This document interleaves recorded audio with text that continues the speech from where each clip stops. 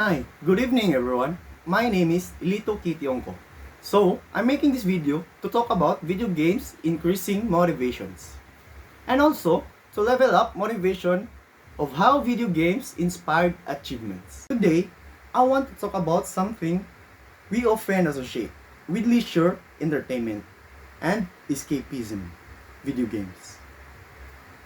While they are widely recognized for their ability to provide immersive experiences, many overlook the significant role they play in fostering motivation and achievements. Surprisingly, video games can serve as powerful tools for increasing motivation in real life, shaping how we approach challenges, set goals, and persist in the face of adversity.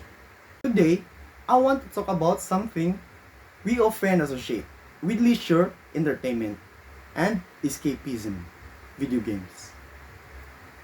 While they are widely recognized for their ability to provide immersive experiences, many overlook the significant role they play in fostering motivation and achievements.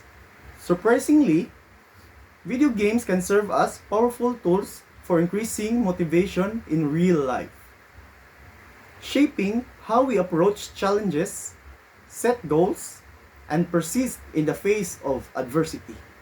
At their core, video games are designed to challenge players, offer rewards, and provide a sense of progression.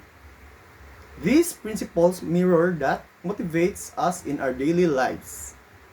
Just as in a video game where we can start with a small character and work our way through obstacles to gain experience points in real life.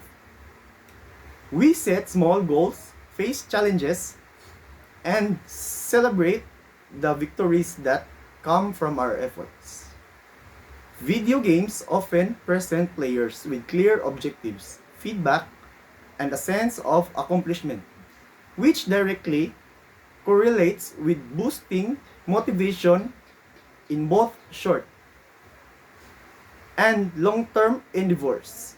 One of the most motivational aspects of video games is their use progressions of systems. Players can see themselves improving by acquiring new skills, unlocking new levels, and earning rewards. These small incremental achievements provide a sense of growth and momentum that can spill over into other areas of life. Whether it's completing a difficult quest in a game or achieving a personal milestones at work or school, the psychology behind it remains the same. Progress fuels motivations. Another way factors is resilience. Video games often require players to try and fail repeatedly before they success. This repetitive process teaches players not to give up after a setback, but rather to analyze their mistakes and try again with a better strategy. This mindset of persistence, learning from failure, and embracing challenges is a vital skill in real-world motivation and success. Moreover, goal setting is central to gaming. In a game, players are constantly working toward objectives, whether it's completing a mission, earning a trophy, or reaching a high score. These goals are clear, tangible, and rewarding. By applying similar goal setting techniques in our own lives, we can break down larger, overwhelming tasks into manageable steps, allowing us to celebrate small victories along the way. Finally, social connection in multiplayer games play a crucial role in boosting motivation. Teamwork, camaraderie, and competition encourage players to push their limits and perform their best, knowing that their action impact others. This social motivation can be translated into real-world scenarios, where collaboration and positive peer influence can inspire greater efforts and achievements. In conclusion, video games are not just entertainment.